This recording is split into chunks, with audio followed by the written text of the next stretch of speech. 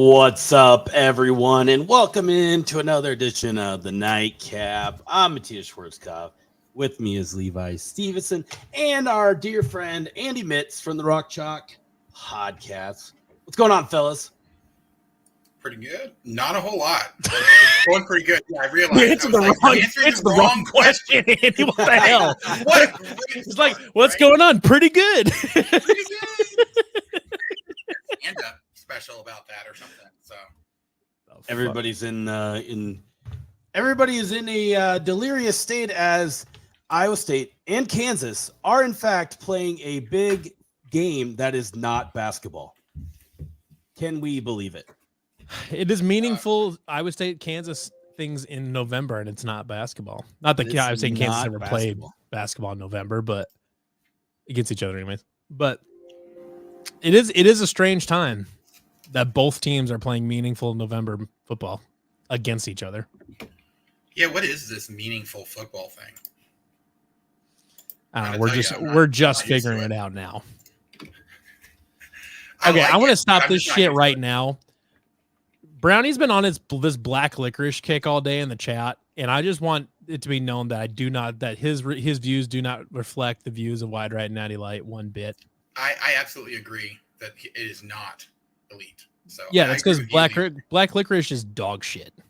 We commonly get flamed from this podcast for our food takes, and I will not allow black licorice to be in the category. You're gonna support black licorice? No, I hate black Oh, licorice. I thought you were like. I will not allow it to be. You're not allowed. category. Okay, I thought you were saying you were not going to allow it to be slandered, and I No, was like, okay. It is. Well, besides, it's not is slander terrible. if it's true.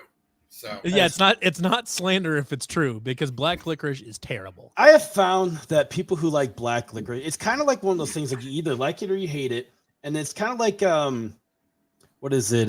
What's the little garnish that tastes like? Some people say it tastes like soap, and some about cilantro. I feel bad for people who say cilantro tastes like soap. Well, it's it's not just like it's like an actual like genetic thing. You like there's a Yeah, part of just your weird. gen- It's just that says whether or not you it like sucks. Let cilantro. me tell you. Oh, that's unfortunate. Oh, you I have like- the cilantro as soap gene. Unfortunately, yes. Cilantro always tastes extremely bitter to me.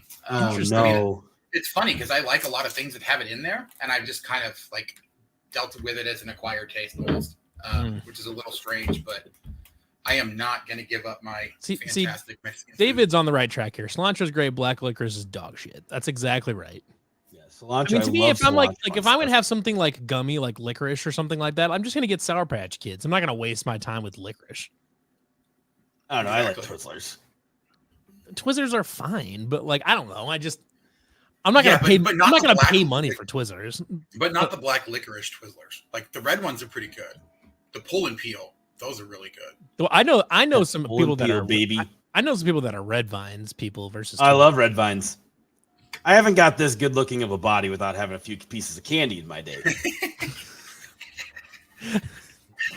Just a saying. few. This is straight 260 pounds of twisted steel and sex appeal right here, people. Twisted Steel and Sex Appeal. That's a good band name. It is a good band name. Now that people aren't here to really listen to us banter about the black licorice and my body physique, we'll get down to the brass tacks here. But Blackjack gum? You're telling me there's a black licorice flavored gum as if I wanted that taste to stay in my mouth for more than 2 seconds? What is wrong with you people? anything, moving on from things in Levi's mouth. Awful. Oh man. Kansas and Iowa State. Andy, coming off the win against Oklahoma. What's the feeling down there? I mean, what's the vibes in Jayhawk country? Oh, I mean, it couldn't be, in the immortal words of Remy Martin, the vibes are immaculate. I'm going to be using that quote forever, by the way. But, I think there was a lot of people that were optimistic that Kansas could be competitive in that game. I officially, my official prediction was that they were going to win, but I thought it was going to be like a last second, barely get in front. Well, and I mean, I guess kind of like it was. I just thought it was going to be a little bit closer. I had like a 1-point Kansas victory on like a last second touchdown or something like that. But I do think that it's a combination of Kansas playing on defense a whole lot better at home than they do on the road, which is definitely to their benefit when you're playing, your toughest games at home, but can make it a little bit more difficult when you go out on the road. But and then also a combination of, I don't think Oklahoma is quite as good as a lot of people were buying into. That defense has been atrocious the last few weeks. It was not great against Texas, and I think a lot of people wrote that off because it was Texas. But to be completely honest, Quinn Ewers has not been fantastic, so I'm not really that surprised. And then, they almost gave up the game against UCF, and then Kansas was able to pretty much do whatever they wanted offensively, short of throwing interceptions. So like as long as they didn't throw a pick, they pretty much were able to just march down the field. So I think it's a combination of each, but I think the biggest thing is, yes, Kansas fans rush the field because you haven't beaten Oklahoma in years. That's a worthwhile rush. Yeah. Right. That makes sense. But I do also think that there was a ton of people that were not surprised by that victory. And I think that's the biggest difference, is that if this was 2 years ago, that would have been like, oh my gosh, the biggest shocker ever. Like nobody would have been able to believe it. Like it's still a little bit surreal to think that Kansas is competing at the top of the Big 12 conference right now, but I don't think this was completely unexpected. It's just, it is an interesting feeling though when you're like, because I mean we were the boat you're in now is what we were in just a few years ago or whatever, where it's just like the first couple times it happens, you're like, what the hell? And then after that, you're like, and then it's nice to get to a point where beating Oklahoma or beating Texas or whatever isn't like that big of a deal. Or whatever. Right. It's a big deal, but it's not like earth shattering or anything like that. It's a big deal because it means that you're probably going to compete for the conference title. Right. But it's not like a big deal because it's a once in a lifetime type of victory. Right. Exactly. That's exactly right. And so it's an interesting, because I do appreciate that you're also getting into the same phase we did with your predictions, like your game predictions, where because the team is fun and you're like, you want to cheer for, you're just going to belligerently pick them to beat anybody by 40. Like, and I respect the hell out of that, because I did the same thing for a long time. It's I would go on to like an Oklahoma podcast or whatever and be like, oh, what do you think? We're like, yeah, Iowa State 34-10. I don't know. We'll figure it out. And we might lose, but who gives a shit? Like I think, or what was it? It was the, what was it? I was in Oklahoma State. It was the Oklahoma State game. I'm trying to remember what year it was now or whatever, but I picked Iowa State to win by like 3 touchdowns or something like that. And like, I was on the radio in Oklahoma City or whatever, and they were just up in arms about me predicting Iowa State to win by like 3 touchdowns or something like that. I think we might've lost by 4 points or something like that. But like, I was like, fuck it. I'm going to go on the radio and I'm going to just be belligerent about this. I'm going to be an idiot and predict Iowa State just demolish. That's half the fun of going on the radio. That's exactly what that's all of the fun of going on the radio, because everybody that listens to the radio is psychotic. Yeah, well, I mean, and I have a lot of experience making really bold predictions for Philip over on the 10-12. Oh yeah.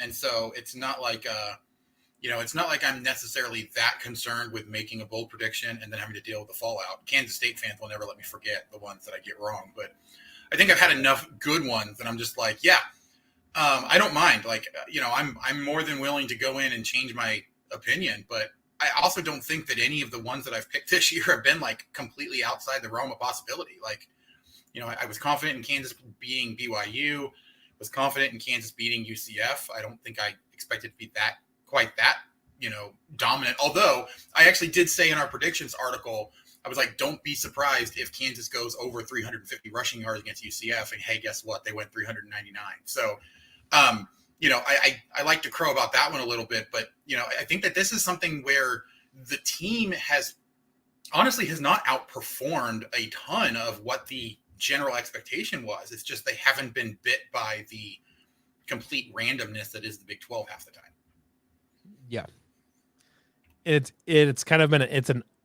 I would say it's had a really weird season too. And then you get, now we're, because I know, like, but before the season, we thought like Iowa State's schedule was just a monster, and then it turns out TCU's not that good, and it turns out Baylor's terrible, and Texas Tech is not like. I guess we don't play Texas Tech, but then now Kansas is better than we thought they were going to be, or whatever, and maybe that's just because we're not in the Kansas bubble all the time or something like that. So maybe we were just from the outside looking in underestimating how good Kansas was going to be. But I mean, I was thinking Kansas was going to be like a 6-6 type team somewhere, 6-6, 7-5, maybe something like that, or whatever. Yeah, I mean, I think it's reasonable, to think that they probably weren't going to take a huge step forward, just because they had some games where they were very fortunate to win, some other games that they probably could have won that they didn't.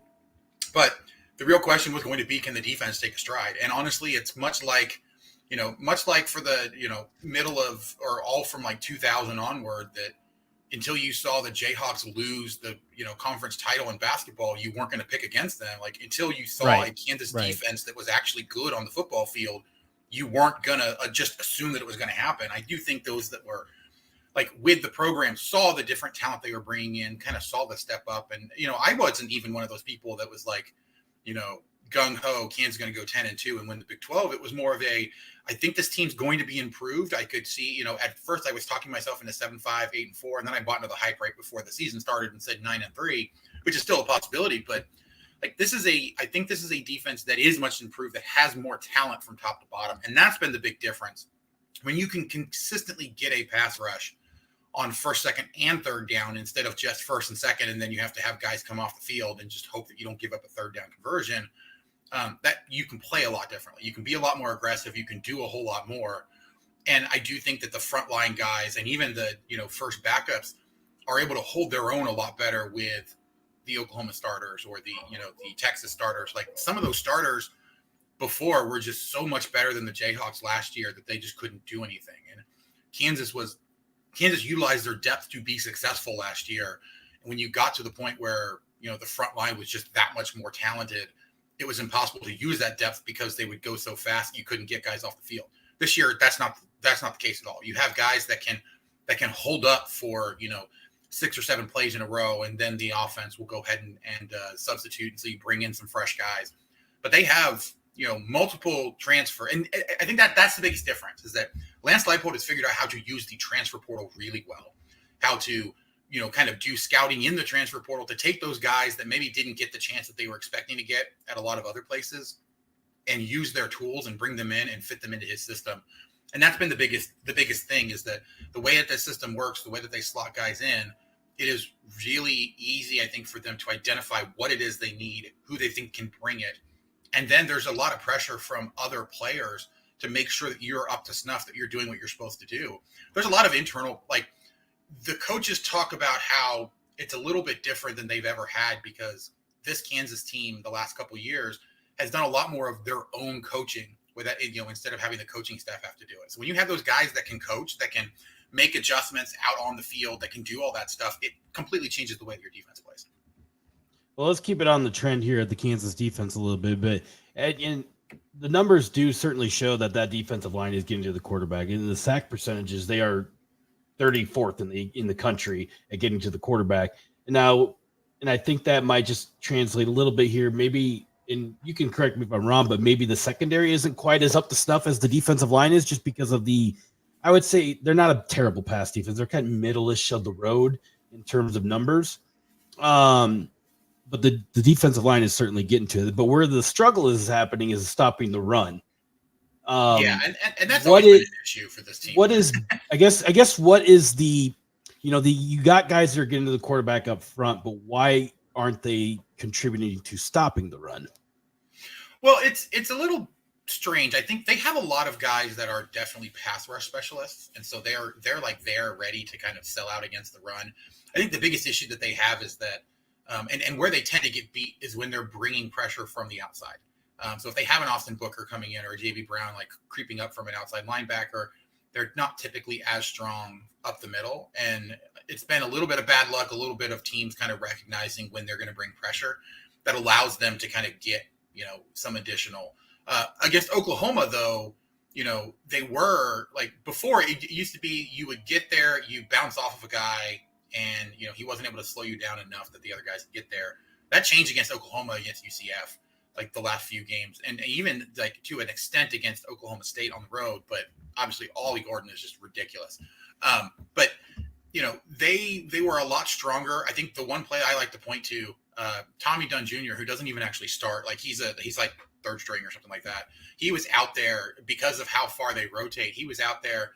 Dylan Gabriel tried to run past him. He literally just stuck his hand out, grabbed him by the opposite shoulder and just threw him down as if he was like a little, 3-year-old trying to run by him. It was the most ridiculous thing I've ever seen. And that is a play that doesn't typically happen. Like normally, if you try to do an arm tackle on a guy, they're going to break out of it really easily. And then, it's a 20-yard run. Mm-hmm. Kansas was doing a lot of that against Oklahoma, recognizing the way that Oklahoma was trying to run it, getting guys in there, chipping guys, stopping guys from being able to go as quickly. And so while Oklahoma still did accumulate quite a bit in terms of runs, a lot of that was Dylan Gabriel kind of with that secondary quarterback running. That's the one problem that Kansas does have, is that they are not very good against mobile quarterbacks, guys that like to run, that can get out, that can, swing out in the opposite direction. That's probably the one Achilles heel of this team. And honestly, I think a lot of teams have that problem.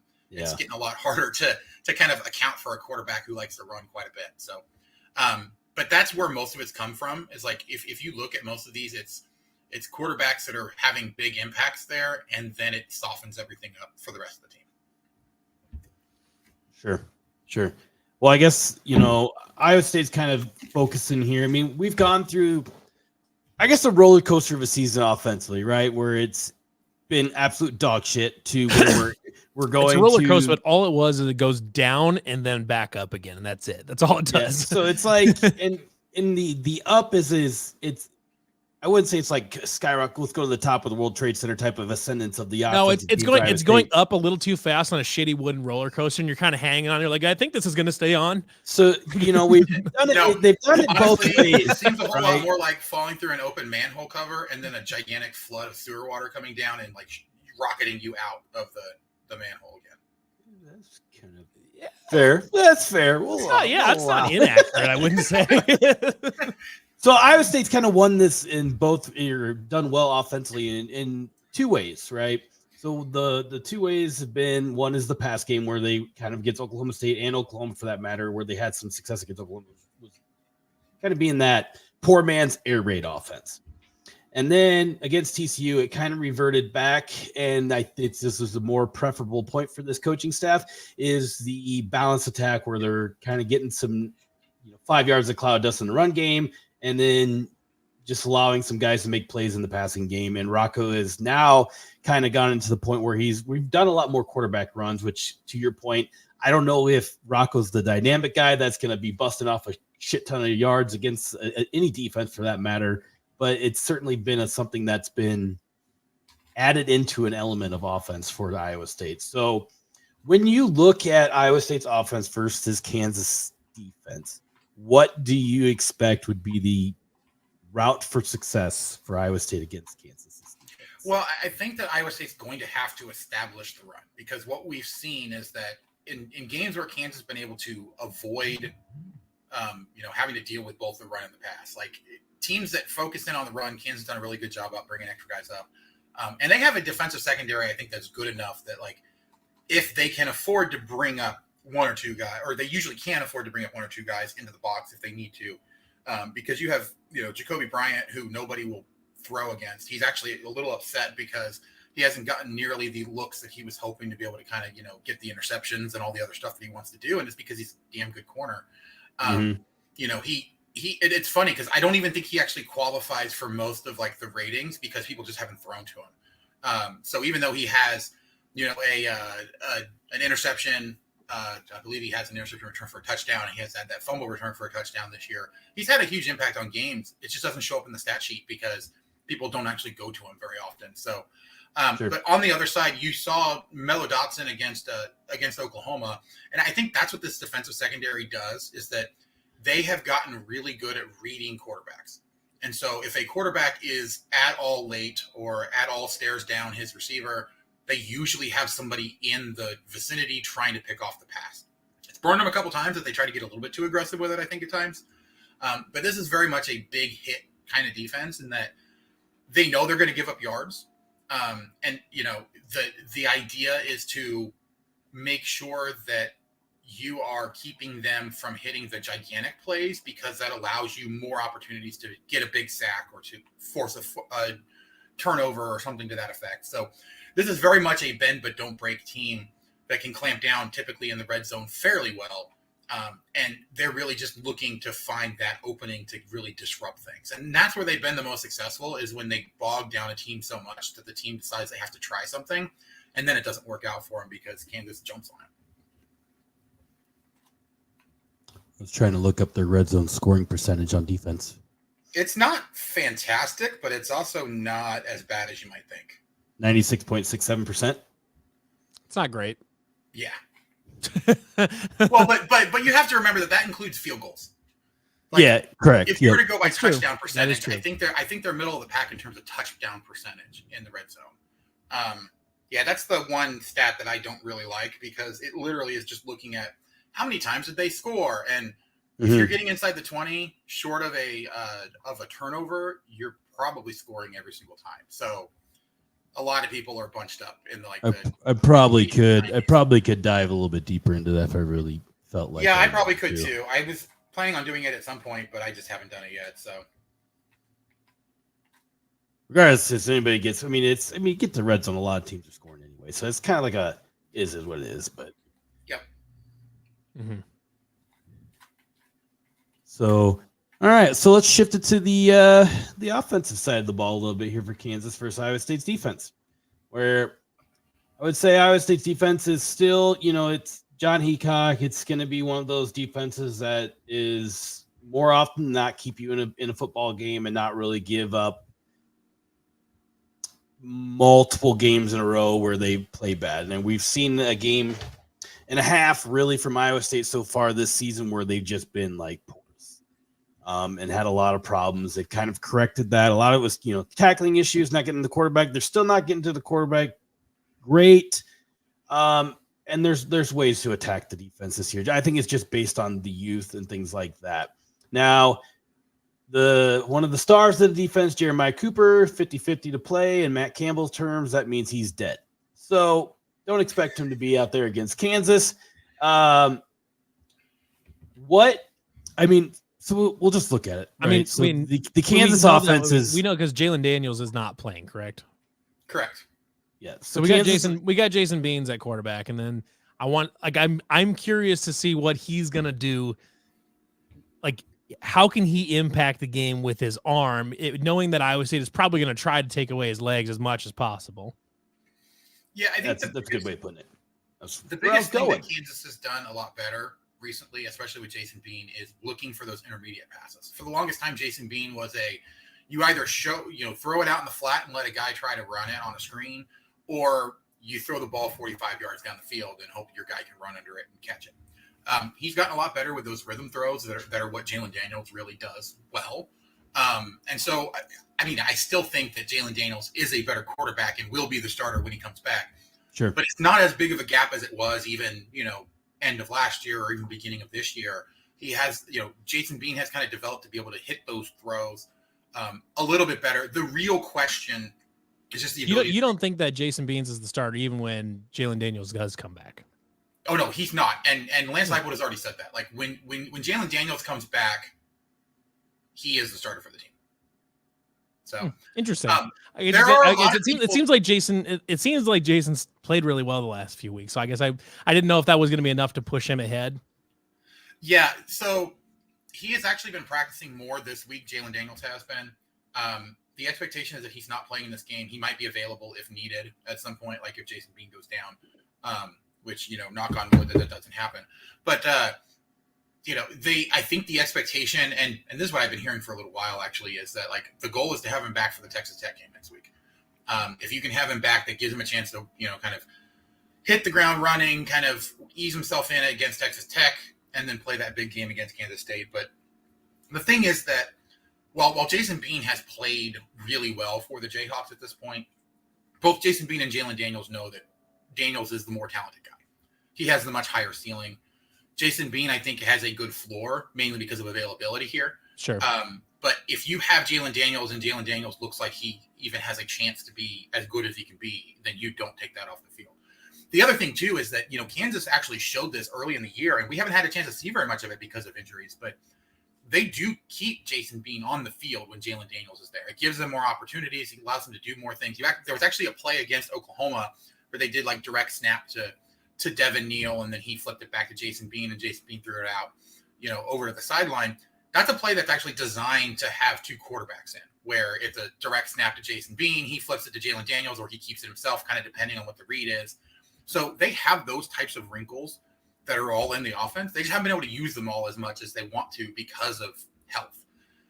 That's the thing with this team, is that, it's all about how creative Andy Kotelnicki can get and what he is actually seeing from the sideline. Because if he's making those right reads, he can out-scheme basically any defensive coordinator in all of NCAA, in all of college football. There's probably a few that are still pretty good that could probably, like John Heacock is probably one of those guys that, I think can go toe-to-toe with what Andy Kotelnicki is able to do. And so, I don't think there's going to be an instance where Kotelnicki's going to have to hold back on anything. It's really just a matter of what looks like it's working, which tight ends get involved, because they have three of them that they can get involved. And I think that's the biggest thing with this Jayhawk offense, which is so hard to kind of deal with, is that there's so many options. You can hand the ball off to Devin Neal, and he's a speed guy, although he can, bounce off of a few guys. And usually it's because of his speed, whereas Daniel Highshaw is a running back that likes to look for contact. Like if someone's coming at him, he's not going to step out of bounds. He's going to sit there and try to run you over. And he absolutely loves to do that. He's been fairly successful with it. But they run two different styles. And then you have Jason Bean, who runs a completely different way. You've got, 4 or 5 different receivers that are all kind of in different areas, are more comfortable. Like Quentin Skinner is the deep guy, the one that typically gets the ball if it's going, 40 or 50 yards down the field. You've got Lawrence Arnold and Luke Grimm that are more possession type guys. Lawrence Arnold's kind of more of an intermediate, whereas Luke Grimm is kind of that short to middle. So you've got guys that are like all over the field. They're doing a whole bunch of stuff. And it's really just about how much misdirection can they cause, and which guy are you going to take your eyes off of that's going to be open for a pass. So then I'm looking, because one of the things that Jason Bean does that Jason Bean does really well going to the outside is he keeps pushing, and then he can basically just use his speed to get around. Do you see them getting him more off tackle, kind of like what Kansas State does with Will Howard and Avery Johnson, where they're running him more off tackle and things like that? I haven't watched every snap of Kansas or anything like that. I mean, is that, do they try to get Jason Beans out to the outside, or do they keep him anywhere on the field, just kind of where needed? He typically likes to run to the outside a lot more. That's gotten him into trouble in some instances. But then, against Oklahoma, he had a 38-yard touchdown run where they were on the left side of the field. He went to go hand it off, and it looked like he was going to drop back the pass, and then just took off. And he literally beat everybody. He was actually clocked. This was over on Twitter, that one of the NFL guys that covers the Kansas City Chiefs was talking about this. He was clocked at 22.4 miles per hour on that run to the end zone. Tyreek Hill, his top speed that he's been clocked on the field, 22.01 miles per hour. So we're talking about elite NFL type speed on that particular run. He has the ability to do that. The real question is just, does he recognize that early enough to be able to take off and use that kind of speed? It's really hard to find a good angle, because you think you have a good angle on him, but he's faster than pretty much anyone you've ever seen. And so it's really hard to find that right angle and to be able to stop him if he's getting the read. That's the biggest issue, though, with Jason Bean, is kind of that ability to read the field, be able to make the right decision. There's been way too many times where he's thrown the ball in the middle of the field to a guy that he thought was open, and there's a guy that was spying down, shorter. And that seems to happen with him a lot more than most high-level quarterbacks. So I think that's where the biggest issue is for him. I fully expect him to turn the ball over at least a couple times, probably throw a couple picks in this game. Because that's one thing that I would say secondary has been doing a lot more this year, is baiting quarterbacks into throwing. TJ Tampa especially has picked off a couple passes like that, where he's basically baiting the quarterback into throwing it and then just jumping right in there and snagging it. So that's a point I'm sure that Iowa State is looking at in film, as this is hopefully something we can exploit, is make Jason Beans beat us with his arm, and we can try to generate some turnovers, get some extra opportunities for the offense, and go from there. Yeah, the one thing that Kansas has done to try to combat that in the past is, if they can get that running game going enough that you have to, at least most of the time, bring a guy up. So if you have a safety that has to step forward to try to get, run support, they've been really good with those fakes, the play action pass. And then you have Quentin Skinner, who just streaks down the field past everybody in the defensive secondary, and has some time to adjust to the ball. So Kansas has been able to take advantage of that in some cases. I don't know if they're going to be able to do that against Iowa State. I do think that your guys' corners and safeties are a little bit faster than most people. But like against Oklahoma State, they burned them literally 5 times on long touchdown passes. Jason Bean had 5 touchdown passes of 30 yards or more, because literally it was, my receiver is just going to run right past your corner and he's not able to keep up with him, and so I'm just going to throw it over the top. Kansas has that ability to do that. They will go to it if they absolutely can. They will try to set up the run first, though. So when you're looking at this game and just overall analysis, what is the biggest fear for you of Iowa State against Kansas? I think my biggest fear is that this is a game that, really it's about pressure. And I'm not even necessarily thinking about like defensive line pressure on, Kansas quarterback, but more of a making him think that he has to make the play now, right? So like if there's multiple plays early in the game where there's only a tiny window for him to get in where he wants to be, and then late in the game he's like anticipating, trying to get there, that's where he makes mistakes, where he thinks he has to do something, but he doesn't necessarily have to, whether that's guys bringing, pressure and getting guys in his face, or just disguising looks until the last second. And so you think you have that window. That's where I'm most worried. I honestly, I think I'm more worried about an offensive letdown than a defensive letdown, because, this is a defense, I think, and Levi, you and I were talking about this over on our podcast. The left tackle, for Iowa State is James Neal. Yeah, you could potentially take advantage of a little bit there, especially not great. Kansas likes to bring a lot of pressure from that right side of the defensive line. So that's where, guys like J.B. Brown, Austin Booker, Jeremy Robinson, they typically will rush from that side usually, if they're not like looping around and coming on the inside. So I expect Iowa State, and Rocco Beck to be under a lot of pressure in this game. The question is going to be how well can they kind of chip and allow themselves that extra time. But offensively, I do think that Kansas can shoot itself in the foot often enough that it's going to make it extremely tense. And it's going to be very difficult for them, I think, to necessarily keep their composure down the stretch. It's a little weird considering what this team, the way that they talk about it. This is a team that is supremely confident in themselves. They get down early. They have no problem thinking that they're going to come right back. They've done it so many times, it's not even funny. But this is a team, when you get down into crunch time, they have a habit of doing things that make it worse for themselves because they're pressing. So if Kansas, as long as Kansas isn't, behind by, 10 points and trying to, come back with, 6 minutes left or something like that, that's where you're going to get down into the fourth quarter. And if the defense isn't playing as well as you like if they're going back and forth, scoring drive after drive after drive, I think Kansas has a lot of opportunities to kind of make a mistake there. I think that Kansas would actually much prefer to have a defensive showdown than an offensive one, which is weird. Interesting. Yeah. Well, because what we've seen quite a bit is that the defense performing well fires up the offense quite a bit more than the offense performing well fires up the defense. Sure. And so if the defense is going good, usually the offense is playing really well as well. Whereas the opposite's not true. The offense can be playing really well, but the defense can't get off the field.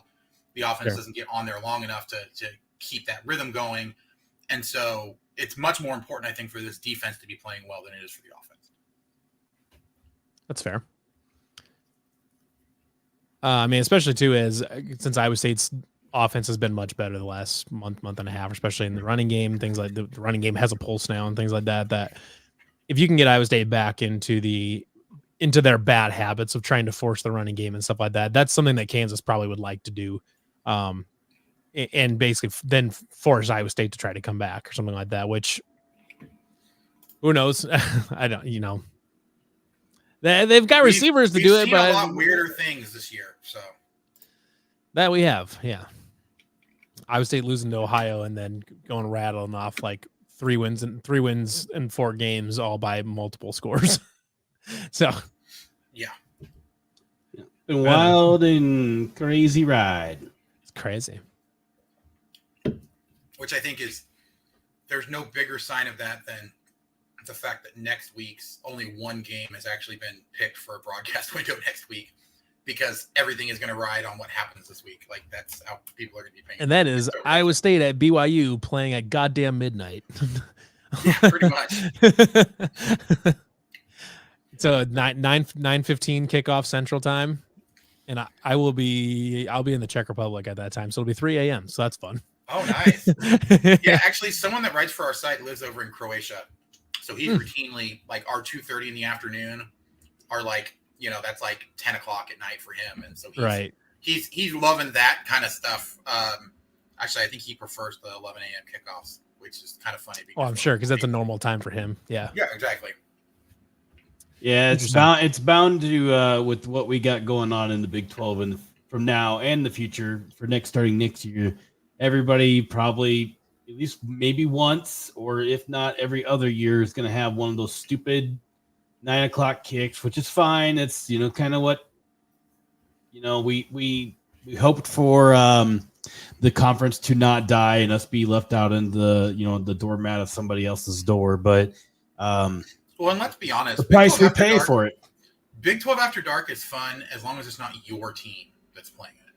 Like, yeah, exactly. I love Big 12 After Dark. I love to be able to have one of those games. But if I have to stay up and wait for it, and I have to stay up and like actually, report out on it and all of that stuff, it's like, man, why couldn't we have done this, 6 hours ago so that I can go to bed? I am no more tired than when, like, the game against Nevada that we had that was out in Vegas, or out in Reno, earlier this year. Like, that was the worst thing, because it kicked off at like 9:30 Central Time, and I didn't get done with like my recap for the game until like 1:30. It was just like, this is just so ridiculous, and it was such a slog of a game.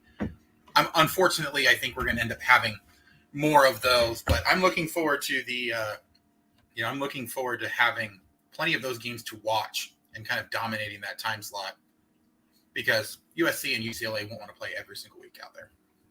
I guess Washington and Oregon, I keep forgetting, are over on the Big Ten as well now. Yeah, it's like when we went out and played UNLV in Las Vegas. I think the kickoff time was 8 o'clock out there. It was 10 o'clock. It was a 10 o'clock kick and I hit submit, and on the game recap at 1:30 in the morning, I was like, "This is dumb. This is stupid. This is really dumb.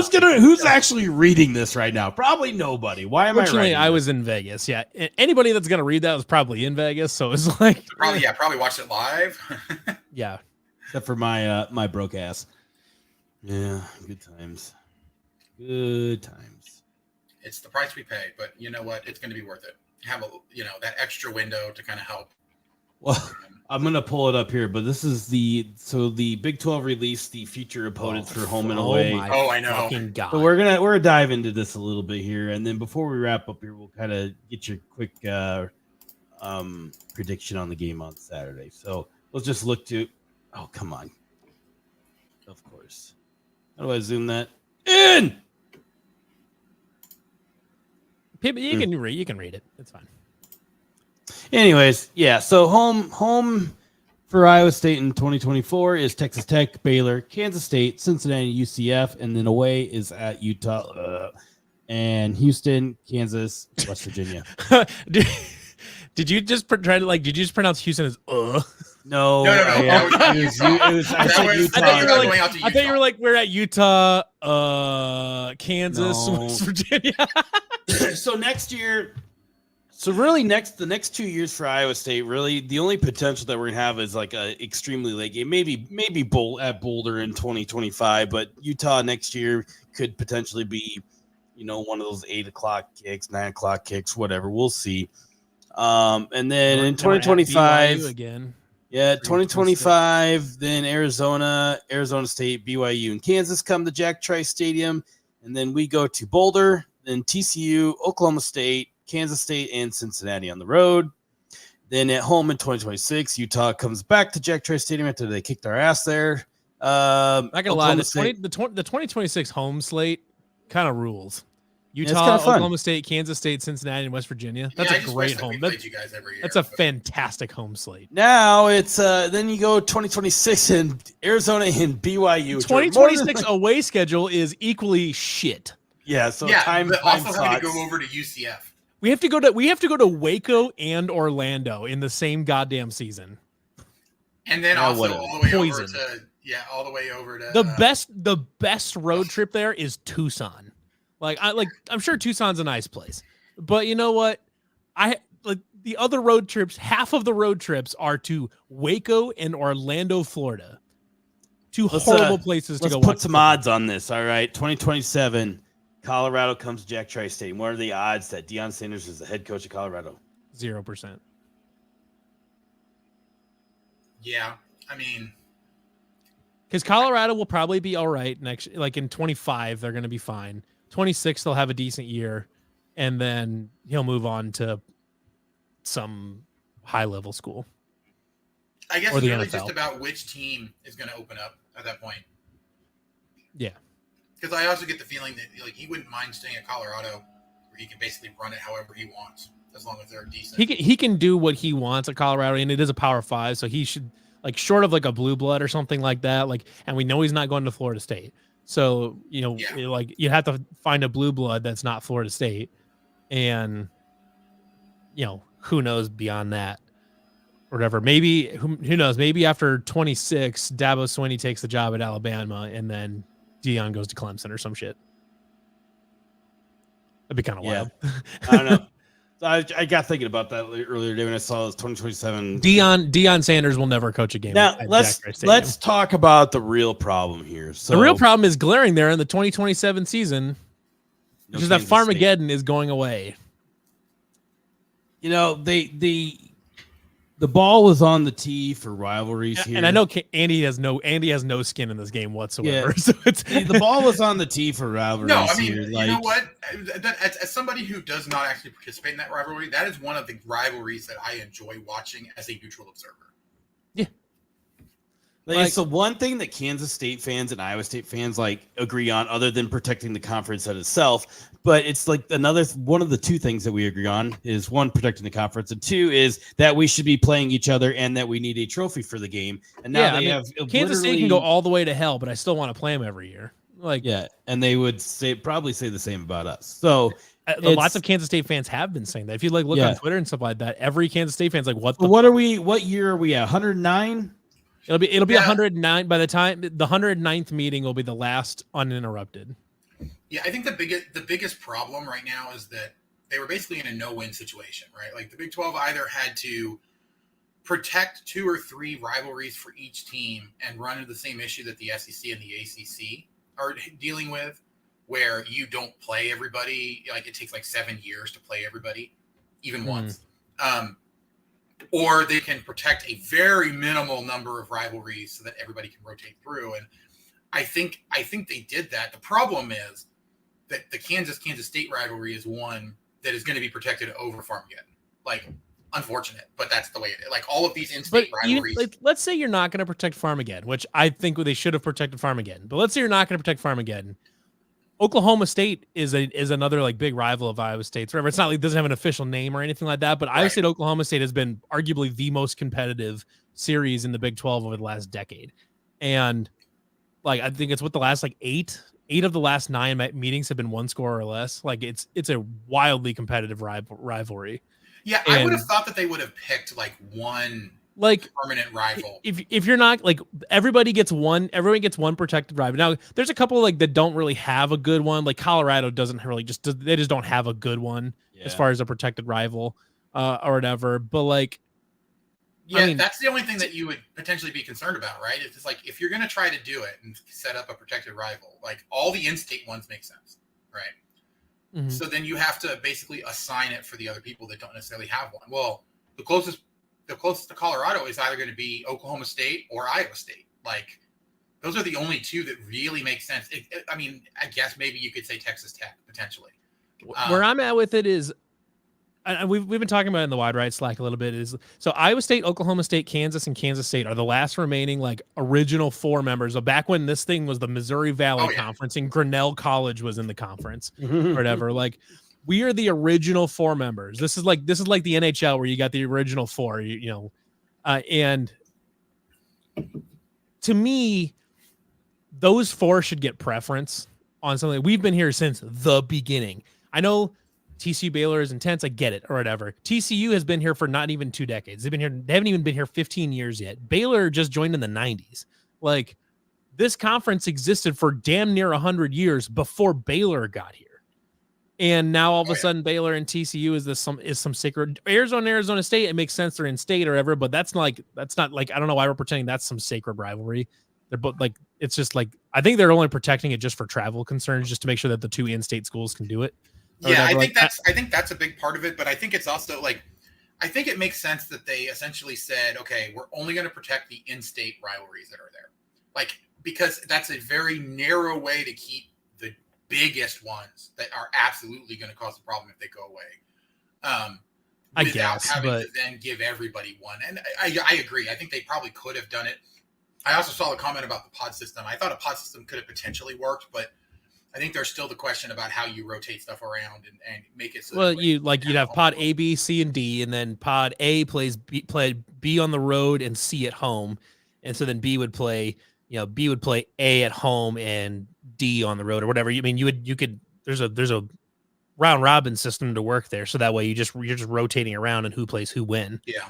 Or whatever. Yeah, I mean, it's definitely a possibility, like, to be able to do that sort of stuff, but then you have to figure out, like, how do you match up the opposite sides, and it becomes a whole lot more like the NFL one, which, I mean, I don't necessarily have a problem with the NFL type of scheduling with the different pods and everything, but I think that they were intending to kind of do something that allowed them to kind of, I get the feeling that it was important for them to be able to say that, every 4 years you play everybody at least home and home. Like, that was a super important thing for them. I guess. I don't know. I mean, it's better than like what the Big Ten did for a long time, where since the Big Ten realignment in 2011, Iowa played Ohio State twice.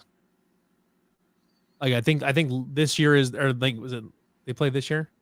Michael, I'm curious to know, where do you think Utah is going to go? Utah's not going anywhere. I don't know where you think Utah's going, but they're not going anywhere. I mean, they think they're going somewhere, but they're not going anywhere. Like, I don't. Big Ten. They're not going to the Big Ten. They're not going to the SEC. They're not going to wherever. I mean, your other option besides those 2 conferences is here. You're already in the 3rd best option. I don't know what to tell you, but you're in the 3rd best option now. If you think you're going somewhere else, it is objectively to a worse I definitely conference. think that was sarcasm, but I also think, I mean, if Team Meteor shows up, there's a good chance that Utah just may not exist anymore. So, well, I'm a staunch supporter of the Meteor, but that's a different.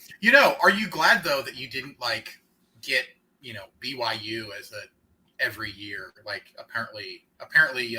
If we had gotten BYU as some sort of like, if we had ended up with BYU as a protected rival instead of Kansas State, I would have. You would have had some very, very upset people. Yeah, it's not like it's anything against BYU. It's not anything against BYU, but like, we have the only history that we have with Brigham Young University is we played a basketball game at Brigham Young in 2013, and Melvin Edgem flipped off the crowd. That is the only thing. Yeah, I was more. Melvin Edgem flipped off the crowd, and did someone karate kick somebody? Dustin Hogue karate kick somebody? No, didn't DeAndre Kane poke some dude's eye out? Yes. DeAndre Kane poked somebody's eye, and Melvin Edgem flipped off the crowd, and that's the only relationship we have. Nobody picked up a chair. I mean, I don't know. Probably thought about it. Yeah, I don't know. I was more just referring to apparently during all of the negotiations and everything, Jamie Pollard really wanted to play BYU as much as possible. So I don't understand that one bit. But I don't either, but it kept coming up. So it doesn't. Honestly, I'm a well-known critic of Jamie Pollard. I'm not his biggest fan. Like, I think he's done a lot of good things for Iowa State, but there's a lot of things that I do not agree with at all with his stance on things. Sounds like that's one of them. That is one of the many. But like, I just can't even parse out in my brain why an Iowa State BYU partnership would make any sense. But whatever. I mean, it is what it is at this point. We can sit and complain about it. It is what it is. 2026 home slates rule, like that home schedule rules.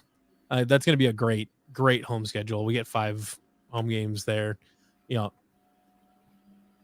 it is what it is. It just sucks that Farmageddon's going to go away. And maybe by then, maybe by 2027, we'll have all moved on, and then it'll just be whatever. And nobody, we're going to forget about it for the next 3 years. Probably. And then we're going to get to 27, and we're going to be like, then we're going to remember it again. Really pissed off. Yeah. But hopefully after when 2027 rolls around, they like realize, oh shit, we're not even going to remember it after we go to the playoff in 26, and we're not even going to carry it at that point in 27. So, because Rocco back to be a senior by then, we'll be cooking.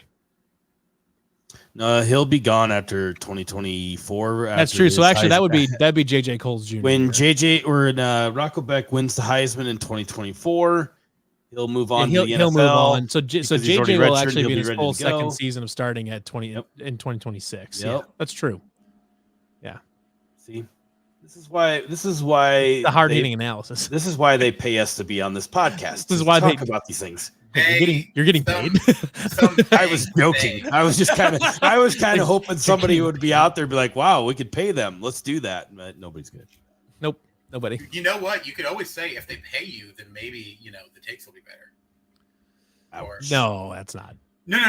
That's not how this they works. Literally could pay us. They could pay us millions of dollars and our takes would not change. They probably actually would get worse. Oh yeah, because I would absolutely feel like I have more free license to just say stupid shit. Now that we would probably we already say kind of border that they could pay you to say things that they wanted you to say that they would consider to be better. But anyway. Oh. Yeah. Well, we borderline would say something probably cancel worthy, even though we kind of already do, or at least I do. Yeah. And then I would say no recovery. I just got $1 million. Come at me. Yeah. Get on my level here. You don't got $1 million, you piece of shit. I wish. It'd be nice. That's where I would be. Yeah. I would. Anyway. No, I wouldn't. I would. I was gonna say I would donate some of my $1 million to upgrading some things that Iowa State. But then $1 million. If $1 million, I'm probably not doing a lot. But if I win the big money, I'm getting a building with my name on it. You should get probably the big one they play football in. The Building Wars with Steve Sukup. I would definitely even that would be a hell of $1 billion. I would still lose that race with Steve Sukup.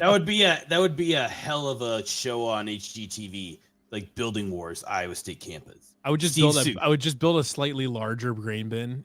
In the red corner is from Cascade, Iowa, Levi Stevenson. Just find some undeveloped corner that you just put a building up so you can put your name on it. It doesn't even matter. In the blue corner is multimillionaire. I'm gonna sponsor the bridge. So it's just gonna be the Levi Stevenson Bridge.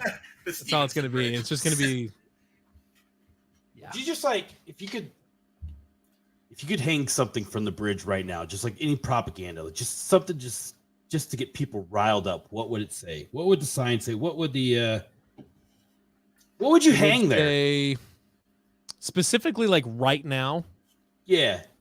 My sign would say clone. Mine would say give Brian Ferentz his job back. That'd be kind of funny. I would just put something like bridges are overrated. Hanging on the bridge. Just a sign that's hanging on the bottom that's it's hanging by one island. Yeah, by one. It's hanging by one island. It just says just hanging in there. Bridges are it's just flopping around under the bridge. Bridges are mid. I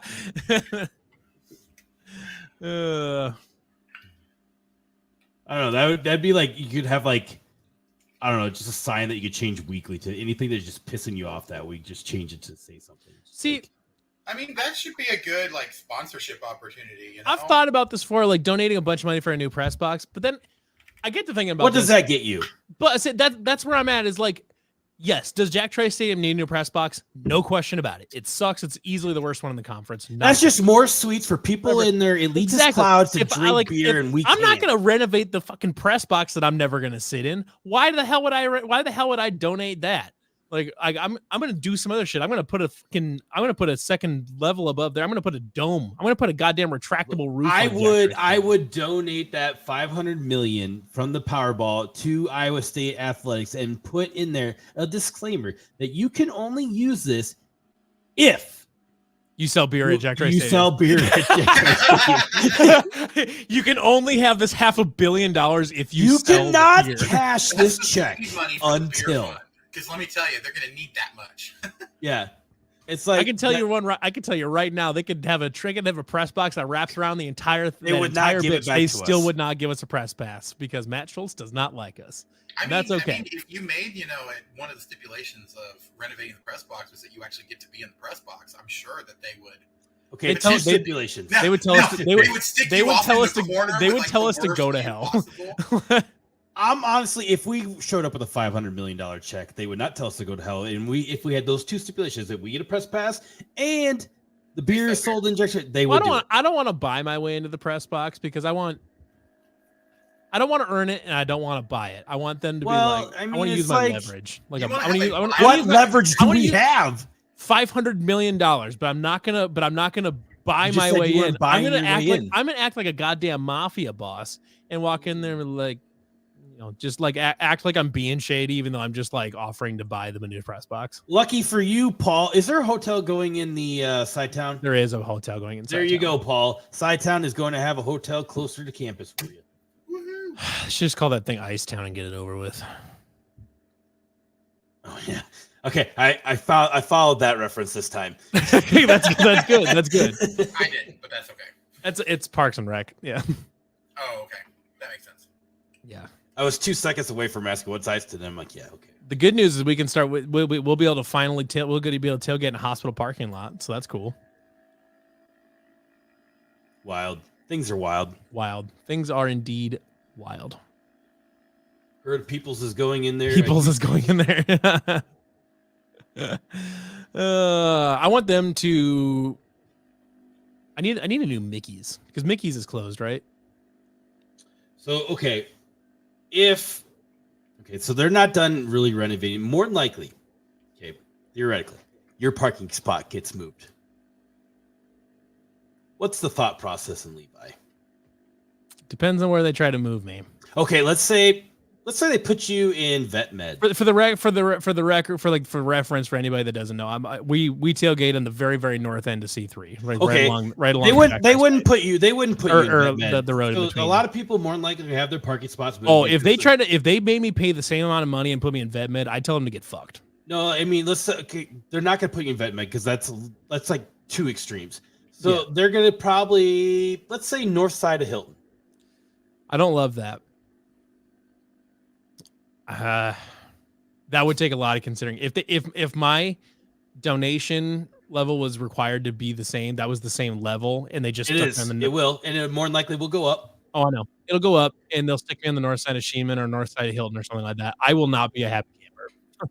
I don't know for sure if that would be quite enough to get me to give up my spot, but I would not be a happy camper. I would be publicly upset about it. I would also be upset for the few times that I come up and watch a KU game and tailgate. We're gonna get Andy to raise hell. The one time every other year that I come to Ames, Iowa, I'm gonna be pissed about it. It won't even be every other year. Now it's gonna be every 4 years. Every 7 years. Yeah. Nice. What a deal. Look, I'm sure I can be annoying enough to make them rue the day that I had come up once every 4 years. Yeah, we got this guy that is covers. If I do that, then they'll take away my press pass. This guy covers Kansas, and he just comes up pissed off about parking lots every 4 years. We don't understand why. This one guy comes up from Kansas, and he's always fucking pissed every time. He really hates parking lots. I do hate parking lots, but that's a completely different conversation. I would. We'll have a podcast as just why you hate parking lots. I'm kind of dying to know now.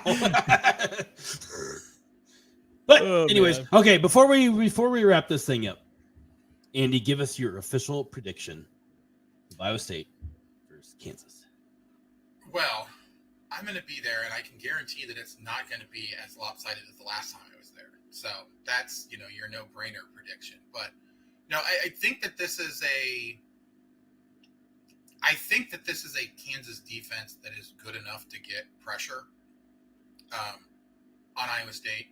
And I don't think that being on the road takes all of that away. So I do think this is going to be a back and forth game. I do think Kansas is going to find success on defense. The real question is just going to be, is Kansas going to be able to do enough to avoid the turnovers? And I mean, I think if Kansas can get 2 or less turnovers, then I think that they win the game. If they have more than 2 turnovers, it's going to be really tough. So I'm going to go with Jason Bean throws 2 interceptions, but Kansas rushes for 250 yards with 3 touchdowns on the ground, and they end up winning 35-31. How many yards did you say? That's a big old fuck off total rushing total there. Yeah, bud. that is a lot. Jesus Christ! Like that's so many rushing yards against Iowa State. That's what Kansas does though. Like they run. Yeah. Like, that's why I'm not like saying that's like completely out of the question, because that's like, look, it's gonna be like it's gonna be 250 yards, but there's gonna be like 3 plays of 50 yards or more, because Devin Neal's is gonna break one, on like the first play of a drive. Jason Bean's gonna like leak out on like the one time that they don't spy him correctly, and he's gonna pick up like 45 yards or something like that. Like it's gonna be big chunks, but I do think that Kansas is going to get a ton of yards, because that's just what they do. They get tons of yards on the ground.